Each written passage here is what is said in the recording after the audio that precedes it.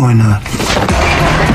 Son of a bitch. Your dick is as hard as Chinese arithmetic. Son of a... A beautiful woman was found murdered in her rental apartment.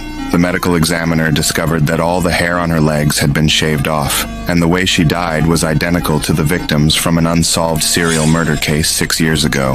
As a cop, I rushed to the crime scene immediately, but after we searched the entire place, we couldn't find a single trace of the motherfucking killer. That's when I noticed an abandoned building across the street, so I walked over there. The room was pitch dark. I sat in a chair, staring straight at the crime scene across the way. The serial murders from 6 years ago suddenly flooded back into my mind. The killer used the exact same method. Even the position of the victim was disturbingly similar. I was certain this murder was the work of that motherfucking serial killer. After everyone else left, I went back to the crime scene alone. Just as I was checking the refrigerator, the landlord suddenly walked in. She told me the victim had hired a repairman named Jack to fix the fridge a few days ago, so I quickly asked her for the address of the repair shop. The next day, I went to the shop looking for Jack, but the owner told me Jack had already quit, so I asked the owner for Jack's home address.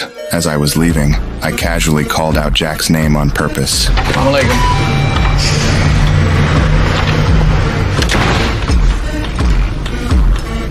3 days later, another female body was found by the river. The motherfucking killer had struck twice in 1 week. This was obviously a direct challenge to me. My partner and I went to a bar to go over the case. Got 6 now. 1, Julie Brock, never left home. 3 from North County, bodies dumped here. 2 from here, bodies dumped in North County. Who said fussing doesn't work? So I got a question. Why? Why what?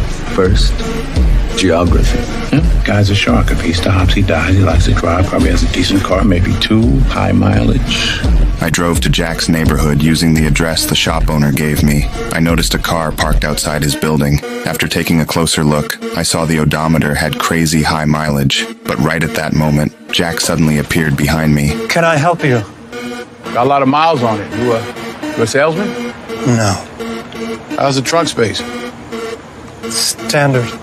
I never expected this guy to be so calm, based on my experience. He was very likely the serial killer I'd been hunting all along. The next day, I started tailing him in secret. I watched him head to a bar early in the day. He didn't come out until late at night. I immediately followed him in my car, but I didn't notice anything unusual about his behavior. The next day, I kept tailing him, but then I noticed he had pulled over to the side of the road. To avoid raising his suspicion, I had no choice but to keep driving. Then I parked on the side of the road and waited for Jack, but after a long time, he still didn't show up, so I quickly backed up my car. But when I got back to where Jack had parked, I realized he had already moved his car to the opposite lane. I instantly started to panic. I never expected this motherfucker